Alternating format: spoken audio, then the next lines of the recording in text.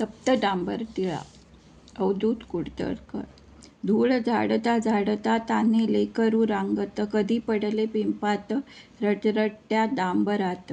आग पेटली पेटली वितळले तन मन, माय वेडी हतबल विझलेल्या डांबरात. काळ्या काळ्या गे शाप कसा विझेल अंधार, माय उदास उदास काळ्या किट्ट डांबरात.